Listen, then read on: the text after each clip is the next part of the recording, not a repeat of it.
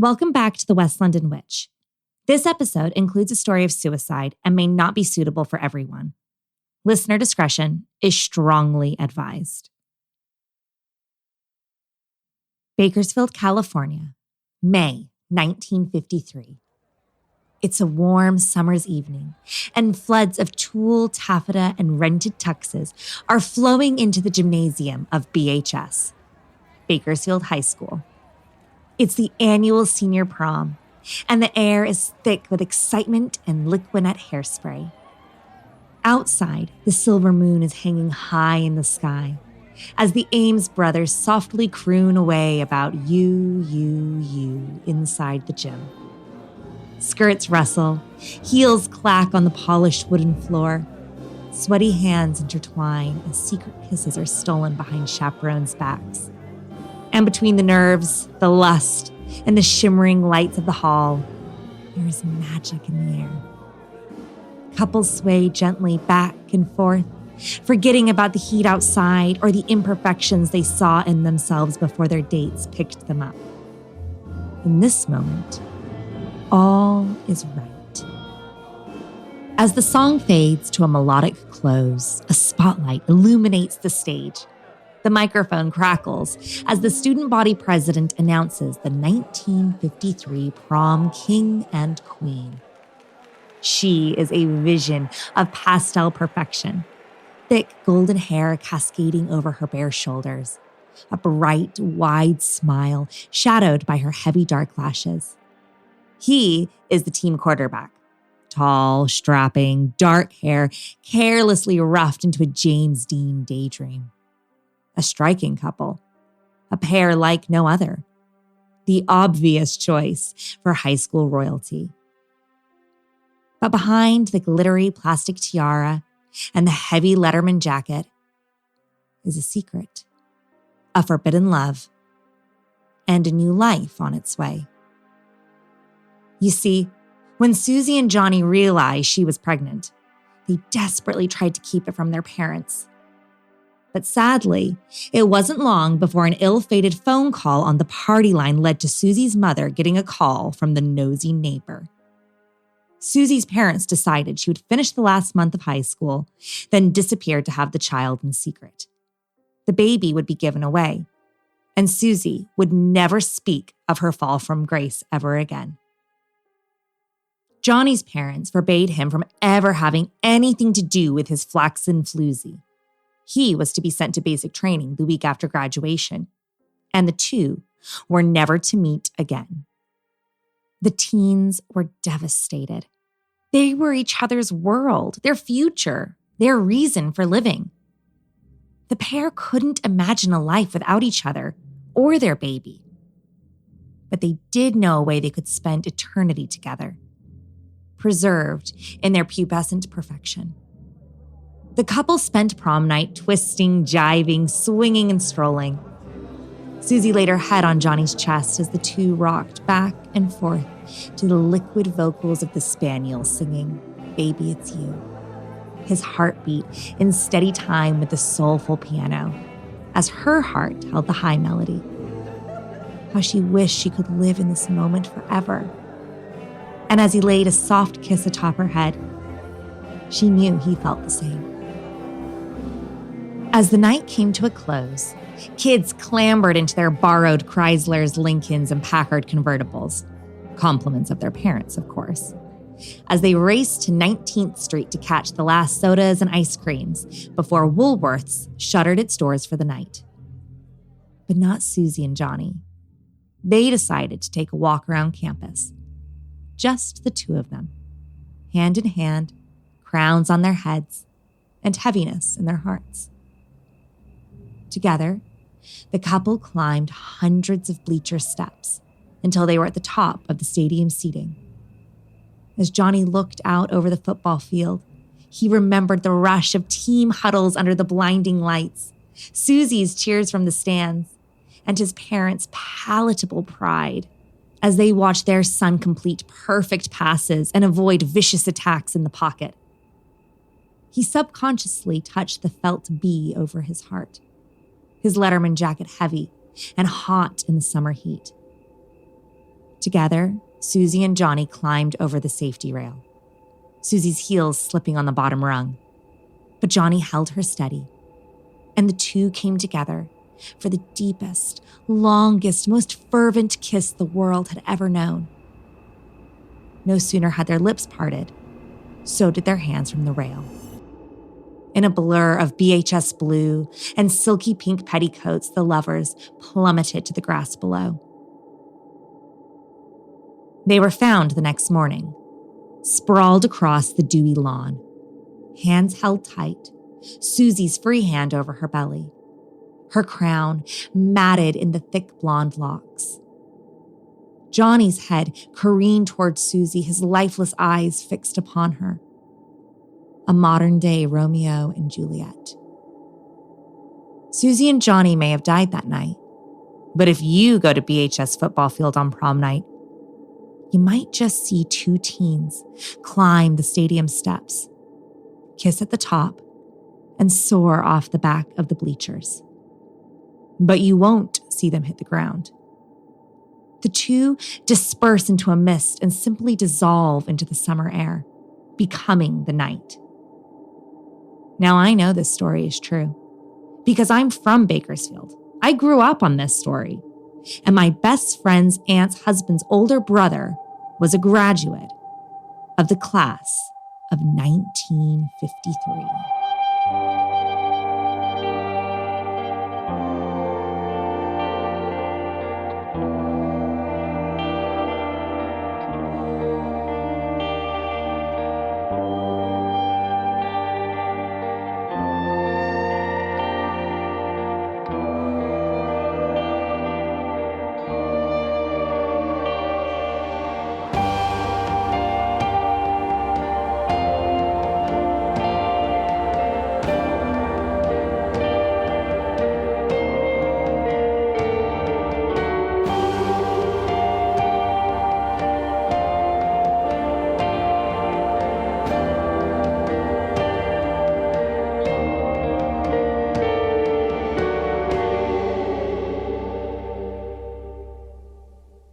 Hello and welcome to the season 2 finale of The West London Witch, a podcast where we share stories about those moments where we find ourselves very much not alone. When I was a little girl, I got in trouble at a slumber party once for telling a scary story. Everyone told a story. It just turned out that mine was a little more extra, shall we say. It ended with 2 of the sleepover girls in tears. I was very proud of myself. As a lover of Goosebumps and Are You Afraid of the Dark, I was thrilled with my budding ability to share a scary story.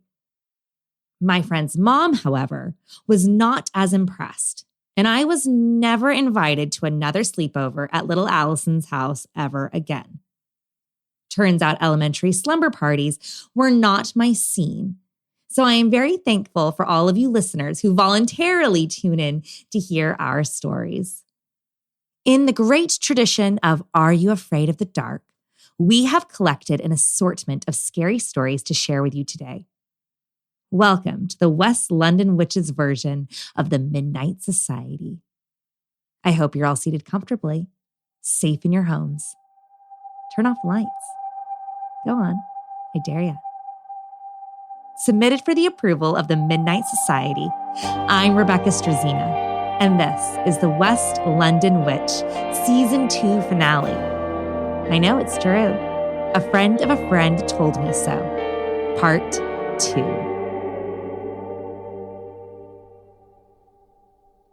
Our first submission to the Midnight Society comes from our friend Jimmy Horrors of the Night's End podcast. Jimmy takes us to the rugged and wild wilderness of the Australian outback. We all know of the endless dangerous creatures that roam the Australian bush, but you may not have this creature on your list of species that kill. Before I begin, I'd like to acknowledge the Boonwurrung people, traditional custodians of the land on which I've recorded this, and pay my respects to their elders past, present, and emerging. I extend that respect to all Aboriginal and Torres Strait Islander peoples.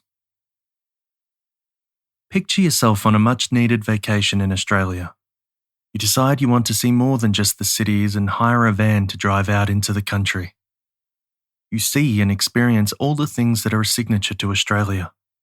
The blistering heat, the vast expanses of desert, the dense bush that bears the smell of gum nuts and wattle.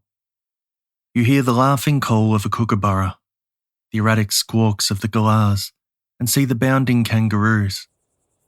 You decide to camp out in the bush to experience the real outback. You set up camp and have a cup of tea from the billy that bubbles over the campfire. The sun is low in the sky and will be completely swallowed up by the horizon before long. You decide you want to take a dip in the billabong before then. So you walk down to the water and in the low light you dive in, reveling in the fresh water, feeling the serenity you have wanted for so long. But in a brief moment, the water is disturbed by something other than you. Feeling an unwanted presence but not able to see it, you get out of the water. After drying yourself, you turn around. Before you is a hulking creature. You have interrupted its habitat, and for this, you will be eaten. Can you guess what it could be? Well, a bunyip, of course. Australia, the land down under, is home of a vast number of creatures. Those that we see on a regular basis are usually not deadly, but Australia is certainly known for having a large number of deadly creatures in its offering. From the sea we have box jellyfish, bull, tiger and great white sharks, stonefish, blue-ringed octopuses. From the land we have the largest collection of the world's deadliest snakes: tiger snake, brown snake, inland taipan, red, yellow and blue-bellied snakes, just to name a few. We also have many different deadly spiders such as the redback, white tip and funnel web. And don't even get me started on the crocodiles. So, I think it's safe to say there are a lot of creatures to be wary of when traversing our vast and beautiful land. One such deadly creature that has been completely shrouded in mystery for hundreds of years is that of the bunyip. It is a creature that has origins in indigenous Dreamtime stories, and in history was said to have caused much fear throughout the tribes of Aboriginal peoples, as well as the white population throughout the country, particularly in the state of Victoria, where I live. Bunyips are aquatic mammals, and it is said they are solo creatures, preferring to be alone in a dwelling that they are highly territorial over. They reside in billabongs, rivers, creeks, and swamps. If you go into their domain, they are likely to sneak up on the trespasser and eat them. There are many eyewitness accounts of the bunyip, with the most recurrent sightings happening between the 1840s and 1850s. The description given from the earliest sightings is that they have sharp claws, many eyes, and can move at a fast speed. Other descriptions of them are that they look like a giant starfish, whereas others claim that it has a crocodile head and a dog-like face, flippers, and walrus-like tusks. Here is one of the earliest descriptions printed in the Geelong Advertiser in 1845. The bunyip, then, is represented as uniting the characteristics of a bird and of an alligator. It has a head resembling an emu, with a long bill, at the extremity of which is a transverse projection on each side, with serrated edges like the bone of the stingray. Its body and legs partake of the nature of the alligator. The hind legs are remarkably thick and strong, and the forelegs are much longer, but still of great strength. The extremities are furnished with long claws, but the indigenous people say its usual method of killing its prey is by hugging it to death. When in the water, it swims like a frog, and when on shore, it walks on its hind legs with its head erect, in which position it measures 12 or 13 feet in height. I don't know about you, but being hugged to death seems like an interesting way to go. Several unidentified fossils have been found over the years and have been attributed to the bunyip. At one point, in 1846, a skull was found near Balranald in the Murrumbidgee River. It went as far as being placed in the Australian Museum in Sydney, though it was discovered later to be a disfigured skull of a calf. Other than sounding utterly terrifying to look at, there are some interesting legends about its origins. One such legend claims that it was in fact a man named Bunyip who ate his totem animal, breaking the rainbow serpent's greatest law. As such, he was banished and transformed into an evil spirit that would dwell in the water and lure animals and tribesmen so that he could eat them. Some Indigenous believe that the Bunyip is a bloodthirsty murderer, while others believe that it is a being sent to Earth to punish and bring justice to those that commit evil acts. So even though there is much conjecture over what the Bunyip in fact looks like, and even where it came from, if you ever fancy taking a trip into the Australian outback, be wary near isolated bodies of water. Otherwise, you may be the next addition to the missing persons list in Australia. Our next submission to the Midnight Society is in keeping with our theme of hometown horrors. You may recognize this next storyteller from episode 31, Haunting 9 to 5. Becky Kalimnik of the Homespun Haints podcast is submitting her story of the Phantom Monk. As a child, I obsessed over local ghost stories and ghostly legends from my home in East Tennessee. The endless tree-covered Appalachian mountains where I grew up are only sparsely populated by living humans, but they are crawling with ghosts and lore. One of my favorite stories as a child takes place in the small town of Charleston, Tennessee. Charleston is home to about 700 people, give or take. It sits on the Hiawassee River, and it's about midway between Knoxville and Chattanooga, if you're familiar at all with Tennessee geography. While passenger trains no longer pass through this part of Tennessee, once upon a time, little Charleston sat upon the rail route between Baltimore and New Orleans. In 1867, that very train traveled toward Charleston, Tennessee, during a brutal thunderstorm. The Hiawassee flooded, and waters rose so high that portions of the tracks submerged into the damp soil. The train, no longer having any tracks to control it, plunged into a ravine next to the river. Charleston had no hospital, but it did have a doctor. Hearing the screams from the wreckage, the population of Charleston rushed to the scene to pull the dead and injured from the overturned cars. The doctor worked tirelessly to help the injured, and the townspeople counted the bodies of the dead, making sure everyone was accounted for. And every body was accounted for, except one.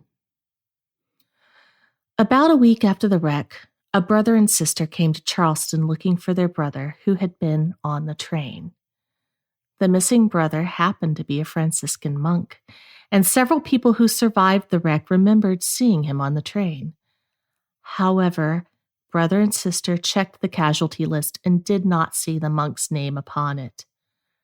They eventually gave up and returned home, as it seemed their brother had just disappeared into thin air. They were not able to speak to the doctor because he had gone on a sabbatical to recuperate from the grueling task of saving hundreds of lives. Months later, the doctor returned. And after his return, people who visited the doctor noticed that he had a new possession. At that time, it was quite the status symbol to have your own skeleton in your office, and it seemed the doctor had finally saved up enough money to get one. Lore says he was quite proud of his new acquisition and showed it off to the entire town. Life continued normally until the old doctor retired and sold his practice and the building to a new doctor. As the new Dr. McClary moved in his offices, the townspeople were quick to tell him the stories of the old doctor and how the office was haunted. Dr. McClary shrugged the stories off at first. McClary hadn't been in his new practice long before he started seeing a figure walking through the waiting room long after he had closed for the evening. Running into the room, he saw that no one was there. Another time, he caught a glimpse of what looked like a person wearing a brown hooded cloak in the glass of his medicine cabinet. Again, no one was there. These instances continued for years. But as many people who live and work in haunted places know, over time, one just grows used to the ghosts. So as the sightings of the brown-cloaked figure continued, Dr. McClary learned to ignore it. He also learned to ignore the omnipresent clicking sound he heard throughout the office. He said it sounded like someone clicking two marbles together. Time passed, and Dr. McClary retired. And in 1932, crews came to demolish the building he worked in. As they tore down the walls, one of the workers found something unusual walled up behind the plaster in one of the closets. A monk's habit and rosary. You can probably infer what happened to the poor monk on that fateful day in 1867. According to the stories I have heard from locals and from Miranda Young, a paranormal investigator from the area, the monk did perish in that crash. The doctor, thinking the man would not have a family that would notice him gone, set about stripping the monk's flesh and muscle from his bones. He carried out this act in a cast iron, claw-footed bathtub that still exists. One wall of the original building that the doctor worked in still stands as well. To this day, locals still see the monk wandering the tracks near the crash. He wears his distinctive brown Franciscan habit with hood, and sometimes you can hear that strange clicking sound from the beads of his rosary. I myself have never seen the monk, but I do know people who have. He's a kind, benevolent presence. And if you do happen to see him out of the corner of your eye as you wander through Charleston, Tennessee, know that he's looking out for you, protecting you, and still wandering.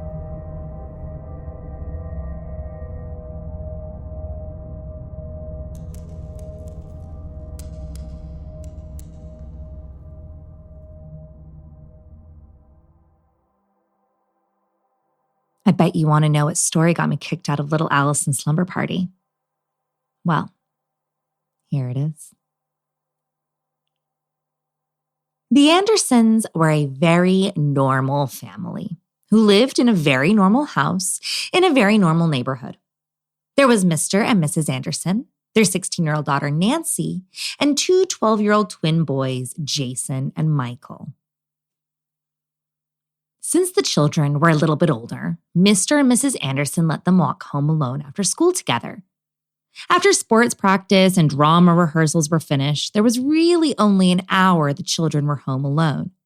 Just enough time to get some homework done, or secretly chat on the phone with your friends. One crisp autumnal afternoon, the trio traipsed through a sea of crunchy golden aspen leaves as they made their way back to their suburban home. Michael and Jason would dash upstairs immediately to hop onto the N64. The processed, upbeat tunes of Mario Kart streaming through the playroom speakers, followed by an endless soft clicking noise as their thumbs danced over the controller's buttons. They might descend into a heated argument over screen watching or who gets to be Mario, but there was a good chance that Nancy would get a solid hour to herself. She would escape to her room, glue herself to her see-through phone, and gossip for an hour with her bestie over the latest high school drama, play games of MASH, or debate if Jonathan Taylor Thomas or James Vanderbeek had better hair. It was her time. But this autumnal day felt different. When the siblings reached their front door, it was already ajar. Nancy blamed Jason, who in turn blamed Michael, who couldn't actually remember one way or the other. The house was quiet. Nothing was out of place, and although they debated calling their parents or the police, there wasn't really anything to report. The boys raced upstairs, and the ever-familiar "Welcome to Mario Kart" drifted down the stairs. Nancy went to make a sandwich. Yet, when she did, she noticed a few knives were missing. They must have been in the dishwasher. She took her sandwich upstairs, plopped onto her day-glow orange blow-up chair, terribly uncomfortable but totally the bomb, and proceeded to call her BFF.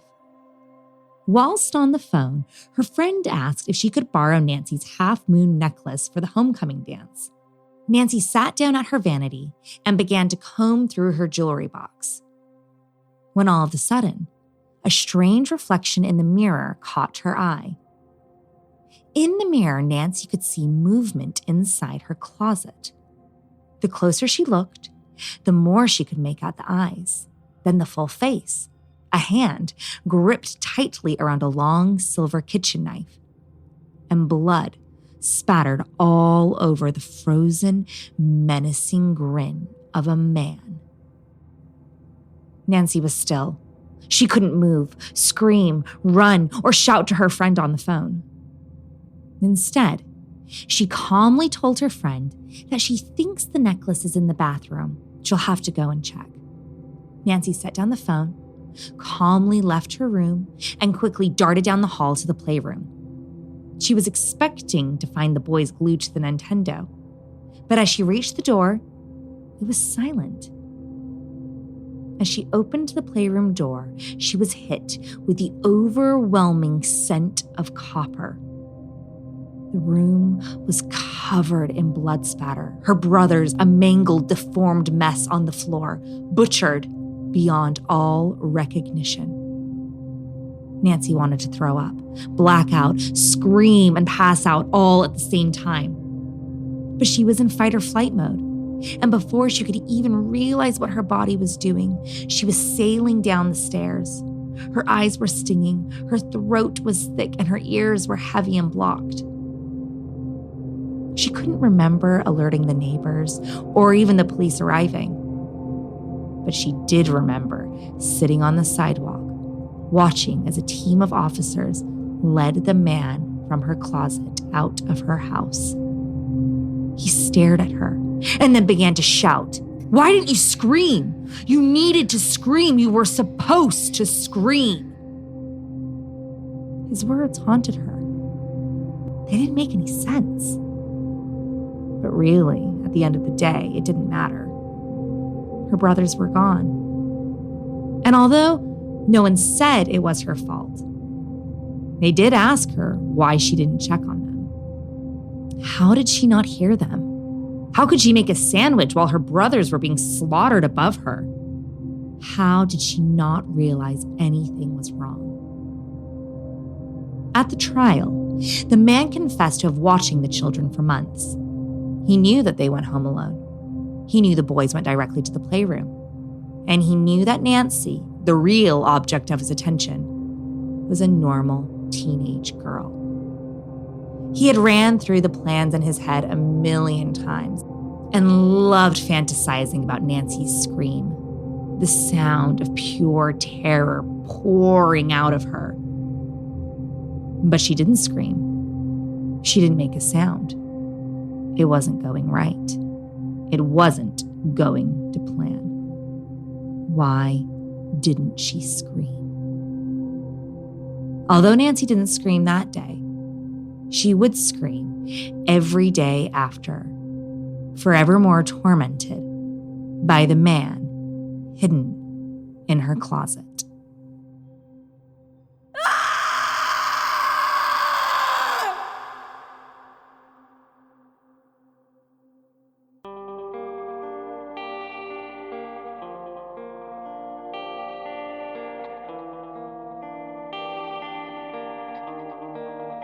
That concludes tonight's submissions for the Midnight Society and Season 2 of The West London Witch.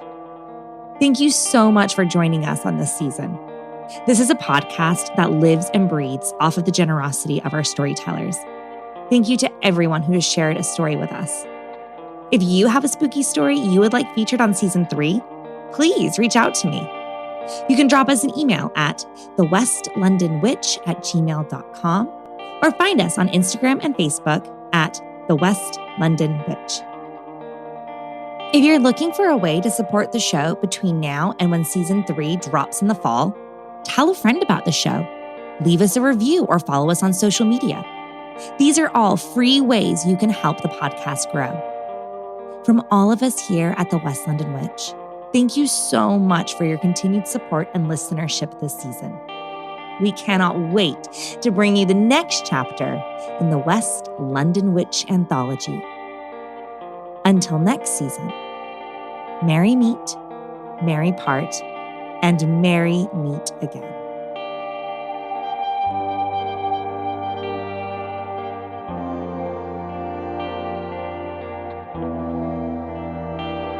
The West London Witch is created by me, Rebecca Strazina. Our sound designer and production magician is the incredible Danny Cross. Our theme music was bespokely written and performed by the wickedly talented Kyle Hall. Our cover art is the beautiful collaboration between Lizzie Wilson and Jake Bowser.